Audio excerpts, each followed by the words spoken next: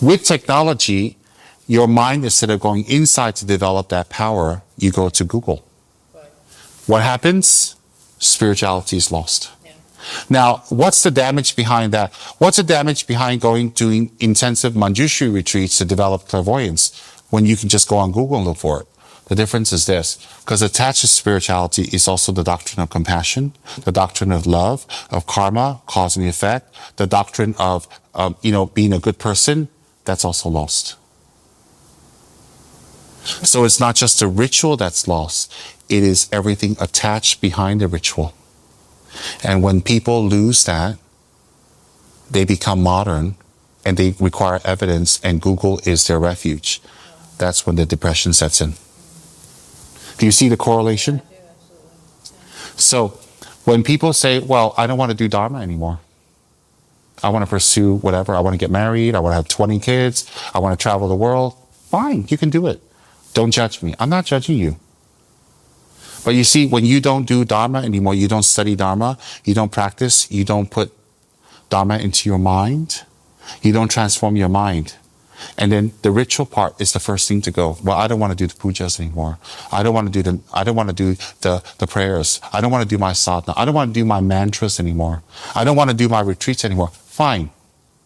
The teacher will always say fine because the teacher's kind. But once you lose that, the other part will start going. Why would the other part go? Because the rituals are connected with the learning. So when you see people stop doing retreats, when you see people stop doing meditation, stop doing their sadhanas, and they're up and down about it, you will see them start degenerating in the practice, and they will eventually go away. Why is that? Because they're connected.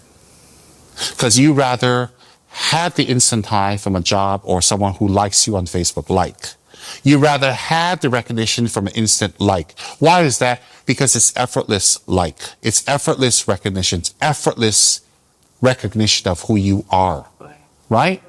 So if you put some interesting, deep, philosophical meme on your Facebook and you get 20 likes, that's easier than going to meditation, developing compassion to people say, oh, you're a great person, because nobody sees that. Nobody recognizes that. So you say, what's wrong with that? There's nothing wrong with that, but long term there is. What is wrong with that long term? Because long term you have to keep up impressing people to like your things. And in the end, you develop nothing. Right. And then what happens? So when you go to the secular world and you do everything secular and nothing but secular, nothing. I'm not going to do retreats. I'm not going to meditate on Manjushri. I'm not going to recite the mantras. I'm not going to do the sadhana. I'm not going to hang around my guru. I'm not going to do any Dharma work. I'm not going to help the temple. I'm not going to find donations. I'm not going to do anything. I'm just going to go and pay bills and live my life and work. Fine. And that's okay. Doing that is like going on Facebook and getting instant like. Instantly people say, oh, good for you. You got a job? Good for you. Wow, a new haircut. Good for you. Wow, new outfit. Good for you. Oh, you ate this. Oh, you had that food. You went to China. Wow. You get that, but you have to keep doing that. As you fade, as you get wrinkled, as you get older, and you're lonelier and lonelier and lonelier and lonelier. Because all these people who praise you are not going to be there when you're sick. All these people who like you on Facebook are not going to be there when you get old. All these people who admire you went to China are not going to be there when you're financially strapped or you're depressed or down. Right. So you are barking up the wrong tree. So when you do the rituals, you do the sadhana, you do the prayers, you do the practice, and you keep yourself motivated, you know what happens? That's the ritual part. Then you will also do the study part. And then you do the work part. When you do that, that spirituality pervades you. When that spirituality pervades you, you will be focused on developing on the inside. But you're giving yourself what you were going outside to find. Correct. What you're going outside to find, you will find immediately, but it won't last because it's fake. That's what I mean. Yeah, it's fake. I'm agreeing with you. It's fake. It's instant. It's like putting on a lot of makeup, doing surgery, and then everybody says you're beautiful. But you know you're not. And you know it ain't going to last.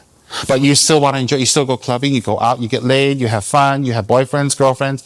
And you do all that. Oh, see, I'm admired. And you're very stupid. You know why? Because what will keep them there when you fade, which is soon, is you. And you put that time towards your face, not your inside.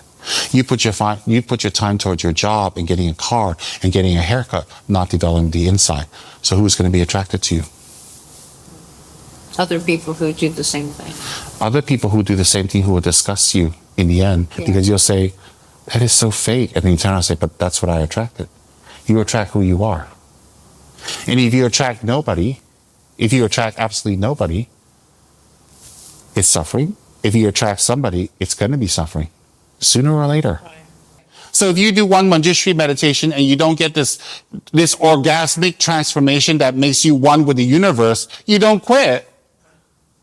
Because there are other factors. And that's what stupid people do. Stupid people want instant satisfaction and instant light, and they quit what is more important.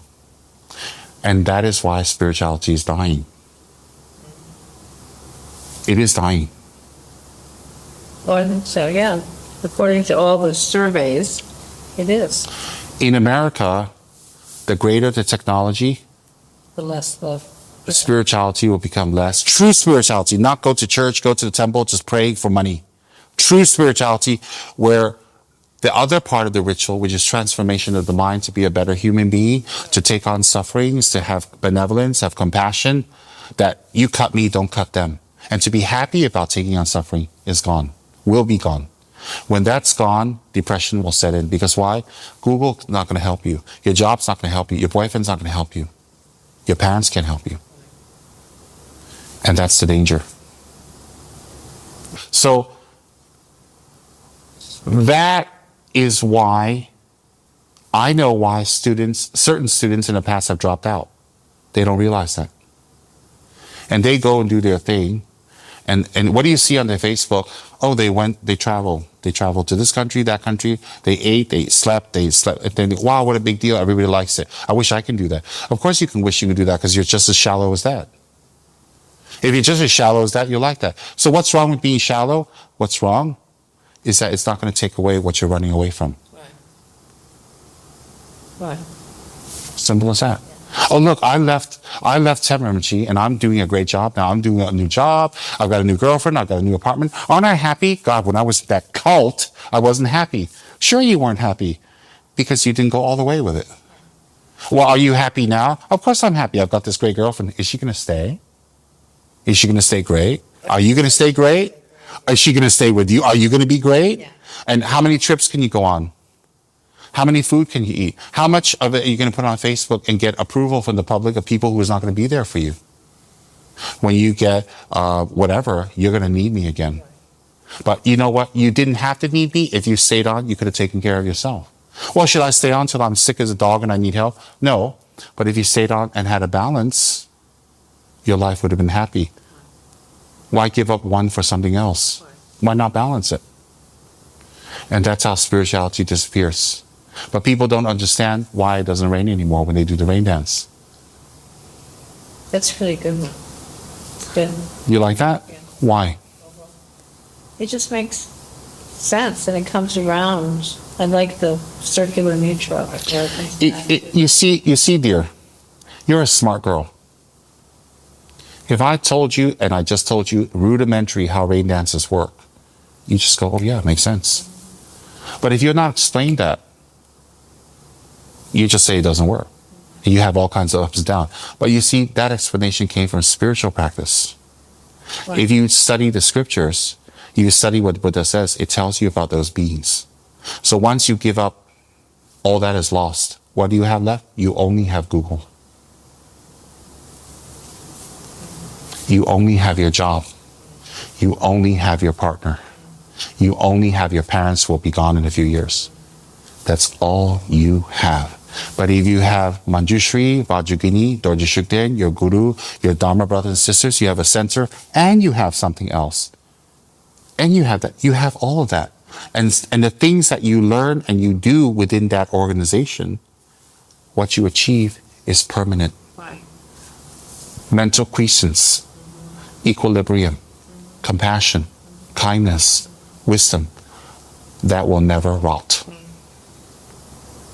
But people are not patient enough to do it, and they're too goddamn lazy to be persistent, and they like to blame somebody else. And then their moods, everybody's fault. It's pure laziness.